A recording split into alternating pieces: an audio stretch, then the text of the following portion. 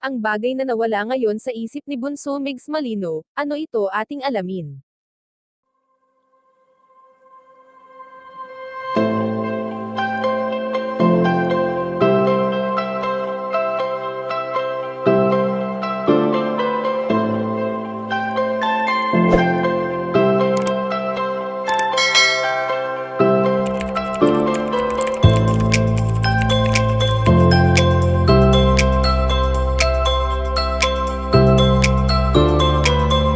Marami nga ang nakakapansin ngayon sa mga taga-subaybay ni Bunso Migs Malino, ang palaging pagiging emosyonal nito nitong nakaraang araw lamang.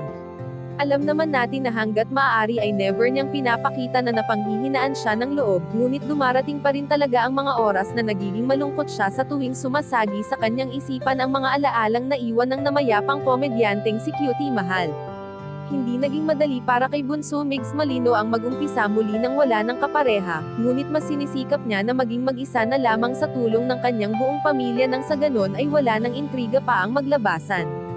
Naitatawid naman ngayon ng binata ang kanyang karera, dahil sa mga taong palaging nandyan sa kanyang tabi upang siya ay samahan at suportahan na higit na kailangan ngayon ni Bunso Migs Malino.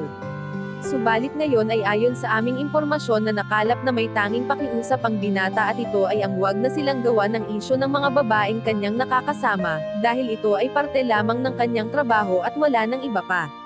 Dahil simula nang nawala si Cutie Mahal ay nawala na rin sa isip ni Bunso Migs Malino ang pagbuo ng kanyang sariling pamilya, at ang tanging hangad niya lamang sa ngayon ay ang ikakasaya ng mga taong mahal niya at mga taong higit na nangangailangan.